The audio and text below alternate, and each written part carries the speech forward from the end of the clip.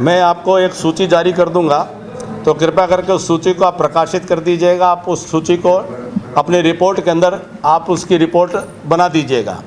ये 603 करोड़ रुपए के काम जो हैं पिछले 8 वर्षों में हुए हैं, और ये भी है कि इससे कहीं बेहतर, देखिए एक स्वाभाविक थोड़ा सा फ़र्क पड़ता है कि एक कहीं जो एक प्रतिनिधि होता है वो जा कर के को विशेष प्रयास करके और सरकार के साथ जुड़ने होने वाला या एक अलग एक थोड़ा फ़र्क पड़ता है।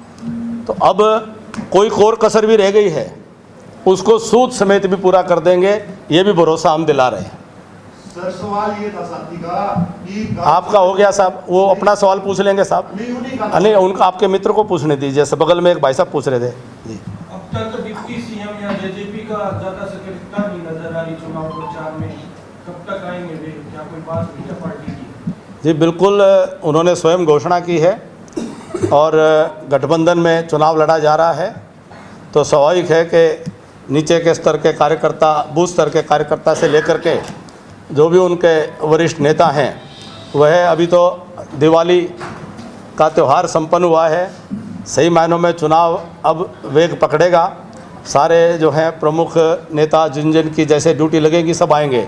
इसी में मैं माफ़ी चाहूँगा, मुझे सबसे पहले आप सबको दीपावली की हार्दिक शुभकामनाएं आपको देनी चाहिए थी, और ईश्वर से प्रार्थना करता हूँ दीपावली का ये पावन पर्व आप सबके परिवारों में खूब खुशियाँ, सुख, समृद्धि और खुशहाली लेकर के आए। और आज गोवर्धन का पूजा का त्यौहार भी है, उसकी भी आप सबको मंगल कामना करता हूँ। सर कुछ टाइम पहले आपने कुलदीप बिश्नोई को बेमौसमी नेता बोला था, और आपने ये भी बोला था भोपाल कांडा है और कुलदीप शर्मा और कुलदीप बिश्नोई, इन तीनों का मालिक एक ही है और इनको ऑपरेट डी पार्क से किया जा रहा है। ये कब कहा मैंने? आपने ही बोला है। कोई रिकॉर्डिंग कोई ऐसा है? कौन सा, कब आया बयान ये? 2020 का है। आप उसकी कोई कटिंग है उसकी? हाँ जी, मुझे भेजिएगा, उसके ऊपर उचित टिप्पणी करूँगा। सर, आप पार्टी ने भी अपना प्रत्याशी उतारा है, शिक्षा रोल मॉडल की बात करते हैं, शिक्षा को लेकर आप पार्टी, तो कैसे देखते हैं इस बार जो आप पार्टी ने प्रत्याशी उतारा है? देखिए, आम आदमी पार्टी को पंजाब के अंदर एक अच्छा बहुमत मिला है और पंजाब में उनको एक अग्नि परीक्षा से गुजरना है। अभी हम देखना चाहेंगे कि वो दिल्ली की तरह से फेल होंगे। दिल्ली में जिस प्रकार से जनता को आंखों में धूल झोंकने का उनका प्रयास जनता के बीच में उजागर हो चुका है, क्या पंजाब में भी उसी प्रकार की रीत दोहराने का काम करेंगे या पंजाब में कुछ कर पाएंगे? तो आम आदमी पार्टी का हमें कोई उम्मीद नहीं है। उनके जो नेता हैं वो केवल मात्र झूठ बोलने का काम करते हैं। वह पंजाब में जाकर SYL पर कुछ बात करते हैं, हरियाणा में आकर के कुछ बात करते हैं, दिल्ली में बैठ कर के पराली जलाने पर कुछ बात करते हैं, पंजाब में जाकर के अलग बात करते हैं, हरियाणा में आकर के अलग बात करते हैं। तो आज तक उनकी कोई भी बात वह साबित नहीं हो पाई है। तो ऐसे में मुझे आम आदमी पार्टी से कोई उम्मीद नहीं, फिर भी एक विपक्ष के नाते मैं उनको पंजाब में उनके काम के परिणाम को भी उसका आकलन विश्लेषण करने का उनको समय देने के लिए तैयार हूँ। सर, आज आप चुनाव में प्रचार के लिए भी जाएंगे, इसके अलावा बीजेपी के मंत्री, पूर्व मंत्री लगातार चुनाव प्रचार कर रहे हैं आदमपुर की जनता की तरफ से एक आवाज़ आ रही है कि बीजेपी के शीर्ष नेतृत्व से लेकर के तमाम लोग प्रचार कर रहे हैं, उसके बावजूद भी एक बड़ा काली गाड़ियों का काफिला हल्के में देखा जा रहा है, जिसको गेम चेंजर के नाम पे देख रहे हैं आदमपुर की जनता, खास करके मतदाता। तो ऐसी क्या जरूरत पड़ी कि गेम चेंजर आपके होते हुए, शीर्ष नेतृत्व के होते हुए किसी गेम चेंजर को मैदान में उतारना पड़ा? काली गाड़ी काफिला मुझे नहीं मालूम, आज जाऊंगा थोड़ा कुछ बात पता चलेगी। ऐसी काली गाड़ियों का काफिला लगातार देखा, ऐसी कोई बात सूचना पता चलेगी तो उसका जो है उत्तर भी देंगे।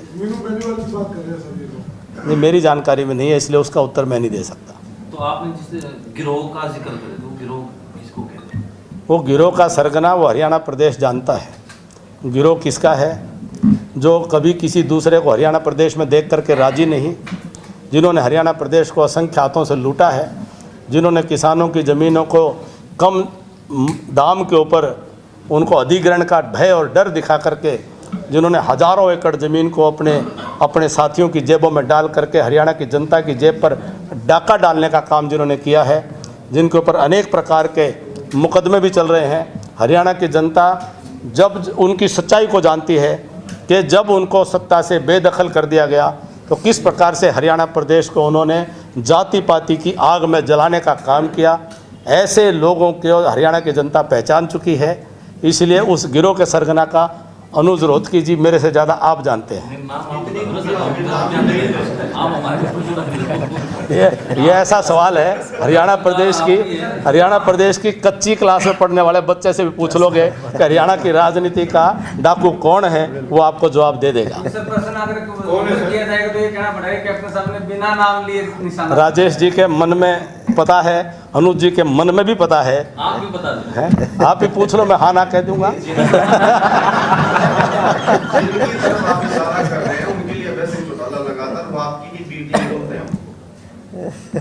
ऐसा है, अब उनके बारे में मुझे हर एक बात का उत्तर देने की ज़रूरत नहीं, लेकिन मैं मानता हूं कि हरियाणा की राजनीति में ऐसे तत्व वह एक प्रकार से घुन का काम करते हैं, लोकतंत्र को विनाश करने का काम करते हैं, हरियाणा के नौजवानों के भविष्य को नष्ट करने का काम करते हैं।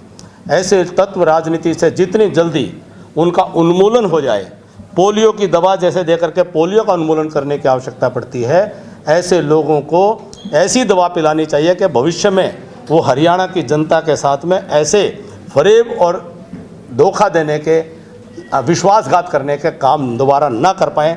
उनके जो भी कोई अंदर ये बाहर से जो समर्थक तत्व बैठे हैं, उनको भी उनकी आत्मा जाग जाए कि ऐसे लोग लोकतंत्र के लिए अच्छे नहीं हैं, ऐसे लोग समाज के लिए भी अच्छे नहीं हैं, ऐसे लोग मतलब देश के लिए भी अच्छे नहीं हैं। तीसरा बाई इलेक्शन है सर मनोहर जी का, हालांकि चौथा है ये, उसमें से जो पीछे वाले दो हार गए इस टर्म की अगर बात करें, वो क्यों हारे हैं और ये क्यों आप जीत पाए? देखिए, ठीक है, इस बात का आकलन होता है कि हम कौन सा दो उपचुनाव जो हैं नहीं जीत पाए, कुछ ऐसी परिस्थितियां रही और क्षेत्र का भी अपना समीकरण रहता है, उम्मीदवारों का भी अपना एक प्रभाव रहता है, तो उन अनेक फैक्टर्स होते हैं और अंदरूनी तौर पर हम उनकी समीक्षा भी करते हैं, हम उनका पूरा एक फीडबैक भी लेते हैं। और ज़रूरी नहीं कि जो सारी समीक्षा जो हम करें उसका पूरा विवरण जो है उसको साझा करें, कुछ चीज़ें हमें अंदरूनी समझनी होती हैं। लेकिन आदमपुर के उपचुनाव की जो एक दिशा दिखाई दे रही है वो स्पष्ट उसमें उम्मीदवार की दृष्टि से, उसके अंदर जो एक पूरा चुनावी जो वातावरण की दृष्टि से, हर दृष्टि से आदमपुर के अंदर स्पष्ट दिखता है कि एक बड़ी जीत की तरफ भारतीय जनता पार्टी बढ़ रही है। इनकी सुन लो भाई साहब, जिनकी एक एक बार नहीं हुई। आदमपुर चुनाव को 2024 का सेमीफाइनल माना जा रहा है, क्या आप ये समझते हैं कि 2024 का सेमीफाइनल यहीं से? मुझे खैर इस तरह की मेरा कोई आकलन इस दृष्टि से मैंने नहीं किया है। हर चुनाव अपने आप में महत्वपूर्ण होता है।